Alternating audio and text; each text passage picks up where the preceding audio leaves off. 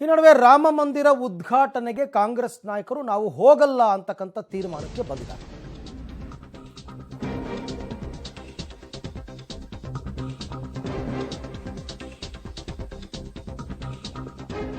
ಯಾವಾಗ ಕಾಂಗ್ರೆಸ್ನ ದೊಡ್ಡ ದೊಡ್ಡ ನಾಯಕರು ಈ ಆಹ್ವಾನವನ್ನು ಗೌರವಪೂರ್ವಕವಾಗಿ ತಿರಸ್ಕರಿಸ್ತಾರೋ ರಾಜ್ಯದಲ್ಲೂ ಅದೇ ನಿರ್ಧಾರಕ್ಕೆ ಬರ್ತಾರೆ. ಮುಖ್ಯಮಂತ್ರಿಗಳು ಅದನ್ನು ಸ್ವಾಗತ ಮಾಡಿ ನಾವು ರಾಮ ವಿರೋಧಿಗಳಲ್ಲ, ಅವತ್ತಿನ ದಿನ ಬಿಜೆಪಿಯವರು ರಾಜಕೀಯ ಮಾಡ್ತಾ ಇರೋದ್ರಿಂದ ಅವತ್ತಿನ ದಿನ ಹೋಗಲ್ಲ ಅಂತ ಹೇಳ್ತಿರು.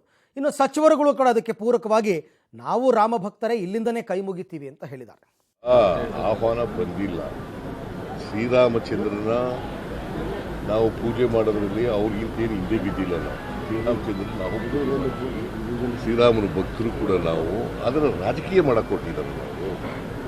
ರಾಜಕೀಯ ಮಾಡಕ್ಕೆ ಕೊಟ್ಟಿದ್ದಾರೆ. ಇದನ್ನ ಅಯೋಧ್ಯೆಯಲ್ಲಿ ಶ್ರೀರಾಮ ಮಂದಿರ ಕಳಿಸಿ ರಾಜಕೀಯ ಮಾಡಕ್ಕೆ ಕೊಟ್ಟಿದ್ದಾರಲ್ಲ, ಈ ರಾಜಕೀಯ ವಿರೋಧ ಮಾಡ್ತೀವಿ ಹೊರತು ಶ್ರೀರಾಮಚಂದ್ರನ ವಿರೋಧ ಮಾಡಲ್ಲ. ನಾನು ನೋಡ್ತೀನಿ, ಇದಾದ್ಮೇಲೆ 22ನೇ ತಾರೀಕು ಆದ್ಮೇಲೆ ಯಾವಾಗ ಪುಸ್ತಕ ಸಿಕ್ಕಾಗ ಹೋಗಿ ನೋಡ್ಕೊಬರ್ತೀನಿ. ಅಯೋಧ್ಯೆಯಲ್ಲಿ ಮಂದಿರ ಹೋಗೋದಕ್ಕೆ ಯಾರು ಪರ್ಮಿಷನ್ ಬೇಕಾಗಿಲ್ಲ. ಎಲ್ಲರೂ ನಾವೆಲ್ಲ ಮಂದಿರಗಳಿಗೆ ಹೋಗ್ತೀವಿ. ಅವತ್ತೇ ಹೋಗಬೇಕು ಅಂತ ಏನಿದೆ, ನಾಳಿದ್ದು ಹೋಗ್ಬೋದು, ಒಂದು ದಿವಸ ಬಿಟ್ಟು ಹೋಗ್ಬೋದು, 2 ದಿವಸ ಬಿಟ್ಟು ಹೋಗ್ಬೋದು. ದೇವಸ್ಥಾನಗಳಿಗೆ ನಾವೆಲ್ಲರೂ ಗೌರವ ಇದೆ, ನಾವೆಲ್ಲರೂ ಹೋಗ್ತೀವಿ, ಎಲ್ಲರೂ ಭಾಗವಹಿಸ್ತೀವಿ. ರಾಮ ಮಂದಿರ ಇವತ್ತು ಅತ್ಯಂತ ಒಂದು ಸಂತೋಷದ ವಿಚಾರ ನಿರ್ಮಾಣ ಆಗಿರುತ್ತದ್ದು.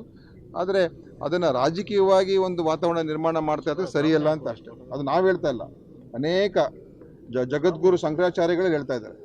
ಯಾಕಂದರೆ ಇದು ರಾಜಕೀಯ ಲಾಭಕ್ಕೋಸ್ಕರ, ಚುನಾವಣೆಗೋಸ್ಕರ ಬಳಕೆ ಮಾಡೋದು ಎಷ್ಟರ ಮಟ್ಟಿಗೆ ಅದು ಒಳ್ಳೆಯದು ಅಂತ ಪ್ರಶ್ನೆ ಮಾಡ್ತಾ ಇದ್ದಾರೆ ಎಲ್ಲರೂ.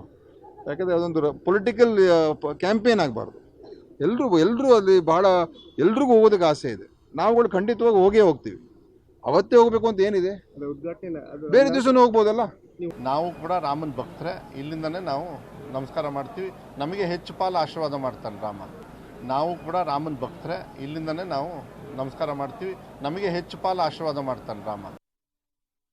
ಸಚಿವರುಗಳ ಹೇಳಿಕೆ ಹೀಗೇನೆ ಸತೀಶ್ ಜಾರಕಿಹೊಳಿ ಅವರು ಹೇಳಿದರು ಮೊನ್ನೆ, ನಾವು ಹೋಗ್ತೀವಿ ರೀ, ಹೋಗಲ್ಲ ಅಂತ ಹೇಳಿಲ್ಲ. 22ನೇ ತಾರೀಕು ಹೋಗಲ್ಲ. 22ನೇ ತಾರೀಕು ಆ ಕಾರ್ಯಕ್ರಮ ನಾನ್ ಪೊಲಿಟಿಕಲ್ ಕಾರ್ಯಕ್ರಮ, ಆದರೆ ಅದನ್ನು ಕಂಪ್ಲೀಟ್ ಪೊಲಿಟಿಸೈಸ್ ಮಾಡಿಬಿಟ್ಟಿದ್ದಾರೆ ಬಿ ಜೆ ಪಿಯವರು. ಅವ್ರಿಗೆ ಬೇಕಾದವ್ರನ್ನ ಕರ್ಕೊಂಡಿದ್ದಾರೆ.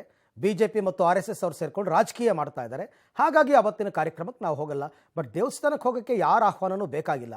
ಆಮೇಲೆ ಯಾವತ್ತಾದರೂ ಒಂದಿನ ಫ್ರೀ ಆದಾಗ ಹೋಗಿ ಬರ್ತೀವಿ ಅನ್ನೋ ನಿಲುವಿಗೆ ಫೈನಲಿ ಕಾಂಗ್ರೆಸ್ನವ್ರು ಬಂದಿರತಕ್ಕಂಥದ್ದು. ಇಷ್ಟು ದಿನ ದ್ವಂದ್ವದಲ್ಲಿದ್ದರು. ಅವರು ದ್ವಂದ್ವ ಹೇಳಿಕೆಗಳನ್ನು ಕೊಡ್ತಾಯಿದ್ರು.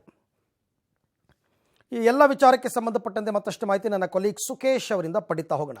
ಸುಕೇಶ್, ರಾಮ ಮಂದಿರ ಉದ್ಘಾಟನೆ ವಿಚಾರವಾಗಿ ಕಾಂಗ್ರೆಸ್ನವರು ಒಂದು ಅಂತಿಮವಾದ ತೀರ್ಮಾನಕ್ಕೆ ಇಷ್ಟು ದಿನ ಬರೋದಕ್ಕಾಗಿರಲಿಲ್ಲ. ಒಬ್ಬೊಬ್ಬರು ಒಂದೊಂದು ರೀತಿ ಹೇಳಿಕೆ ಕೊಡ್ತಾಯಿದ್ರು, ದ್ವಂದ್ವ ನಿಲುವು ಕೊಡ್ತಾಯಿದ್ರು. ಈಗ ಅಂತಿಮವಾಗಿ ಹೈಕಮಾಂಡ್ ತೆಗೆದುಕೊಂಡ ತೀರ್ಮಾನದ ನಂತರ ನಾವು ರಾಮ ವಿರೋಧಿಗಳಲ್ಲ, ಬಟ್ 22ನೇ ತಾರೀಕು ಹೋಗಲ್ಲ, ಇದು ಪಕ್ಷದ ನಿಲುವು ಅಂತ ಅನ್ಬೋದಾ? ಅರವಿಂದ್, ರಾಜ್ಯದ ಮಟ್ಟಿಗೆ ಹೇಳೋದಾದ್ರೆ ಬೇರೆ ಬೇರೆ ಅಭಿಪ್ರಾಯಗಳನ್ನ ವ್ಯಕ್ತಪಡಿಸಿದ್ರು. ಇವಾಗಲೇ ಹೋಗ್ಬೇಕಂತಿಲ್ಲ, ಬೇರೆ ಸಂದರ್ಭದಲ್ಲಿ ಹೋಗ್ಬೋದು ಅನ್ನೋದು, ಅಥವಾ ರಾಮ ಅಲ್ಲೇ ಇಲ್ಲ ಬೇರೆ ಕಡೆನೂ ಇದ್ದಾರೆ ಅನ್ನೋದು, ಹೀಗೆ ಬೇರೆ ಬೇರೆ ವಿಚಾರಗಳನ್ನು ಬೇರೆ ಬೇರೆ ಸಂದರ್ಭಗಳಲ್ಲಿ ಮಾತನಾಡಿದಾಗಿತ್ತು. ಆದರೆ ಯಾವ ನಿಲುವನ್ನು ಪಕ್ಷದ ವಿಚಾರದಲ್ಲಿ ತೆಗೆದುಕೊಳ್ಬೇಕು ಅಂತ ಕಾಂಗ್ರೆಸ್ ನಾಯಕರಿಗೆ ಗೊಂದಲ ಇದ್ದಂಗಿತ್ತು. ಅದಕ್ಕೆ ಒಂದು ಪರಿಹಾರವನ್ನು ನಿನ್ನೆ ಕಾಂಗ್ರೆಸ್ ಹೈಕಮಾಂಡ್ ಕೊಟ್ಟಂತೆ ಕಾಣಿಸ್ತಾ ಇತ್ತು. ಏನು ಪ್ರಾಣ ಪ್ರತಿಷ್ಠಾಪನೆ ಕಾರ್ಯಕ್ರಮಕ್ಕೆ ಆಹ್ವಾನಿತ ಕಾಂಗ್ರೆಸ್ ನಾಯಕರು ಹೋಗಲ್ಲ, ಯಾಕಂದರೆ ಸಂಪೂರ್ಣವಾಗಿ ದೇವಸ್ಥಾನದ ಕೆಲಸ ಮುಗಿದಿಲ್ಲ ಅನ್ನೋದರಿಂದ ಸೇರಿದಂತೆ ಬೇರೆ ಬೇರೆ ಒಂದಷ್ಟು ಕಾರಣಗಳನ್ನ ಅವರು ಕೊಟ್ಕೊಂಡಿದ್ರು.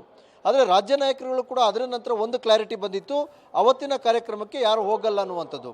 ಜೊತೆಗೆ ಆ ನಂತರ ಯಾಕೆ, ಅಥವಾ ಅಲ್ಲಿಗೆ ಹೋಗೋದೇ ಇಲ್ಲ ಅಂತ ಹೇಳಿದ್ರೆ ಅದು ಬೇರೆದೇ ಅರ್ಥವನ್ನು ಕೊಡುತ್ತೆ ಅಥವಾ ಬೇರೆ ರೀತಿ ಬಿಂಬಿತವಾಗುತ್ತೆ ಅನ್ನೋ ಆತಂಕ ಸಹಜವಾಗಿ ಕಾಂಗ್ರೆಸ್ ನಾಯಕರಲ್ಲೂ ಕೂಡ ಇದ್ದಂತೆ ಕಾಣಿಸ್ತಾ ಇದೆ.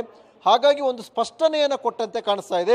22ನೇ ತಾರೀಕು ನಾವು ಹೋಗಲ್ಲ, ಆಮೇಲೆ ಹೋಗ್ತೀವಿ, ಅದಕ್ಕೇನಂತೆ ಹೋಗಬಾರ್ದು ಅಂತ ನಾವು ಹಿಂದೂಗಳೇ, ನಾವು ರಾಮನನ್ನು ಆರಾಧಿಸ್ತೀವಿ ಅನ್ನುವಂಥ ಮಾತುಗಳು ಕೂಡ ಕಾಂಗ್ರೆಸ್ ನಾಯಕರ ಬಾಯಿಂದ ಬರ್ತಾ ಇರುವಂಥದ್ದು. ಅದು ತೀರಾ ಹಿಂದೂ ವಿರೋಧಿ ಕಾಂಗ್ರೆಸ್ ಅನ್ನೋ ರೀತಿ ಬಿಂಬಿತವೂ ಆಗಬಾರ್ದು, ಅಥವಾ ಇಡೀ ರಾಮ ಮಂದಿರಕ್ಕೆ ವಿರೋಧಿಸಿತ್ತು ಕಾಂಗ್ರೆಸ್ ಅನ್ನೋ ರೀತಿಯಲ್ಲೂ ಆಗಬಾರ್ದು. ಇವೆಲ್ಲವನ್ನು ಸರಿಪಡಿಸ್ಕೊಳ್ಬೇಕಾದ್ರೆ ಮುಂದೆ ಯಾವತ್ತೋ ಹೋಗ್ತೀವಿ, 22ನೇ ತಾರೀಕು ಅಲ್ಲದೆ ಆನಂತರ ಹೋಗ್ತೀವಿ ಅನ್ನುವಂಥ ಒಂದು ಸಮಜಾಯಿಷಿಯನ್ನು ಕೊಡೋಕ್ಕೆ ಕಾಂಗ್ರೆಸ್ ಬಂದಂತೆ ಕಾಣಿಸ್ತಾ ಇದೆ. Arvind. Okay Sukesh, thank you. ತಮ್ಮೆಲ್ಲ ಮಾಹಿತಿಗೆ ಧನ್ಯವಾದ. ಈಗ ಏನು ಹೇಳಿಕೆ ಕೊಡೋದಪ್ಪ ಅಂತ ಗೊಂದಲದಲ್ಲಿದ್ದ ಕಾಂಗ್ರೆಸ್ ನಾಯಕರುಗಳಿಗೆ ಒಂದು ಉತ್ತರ ಸಿಕ್ಕಿದೆ. ನಾವು ರಾಮ ಭಕ್ತರು, ನಾವು ರಾಮನ ವಿರೋಧಿಗಳಲ್ಲ, ನಾವು ಹಿಂದೂಗಳು, ಆದರೆ 22ನೇ ತಾರೀಕು ಹೋಗಲ್ಲ.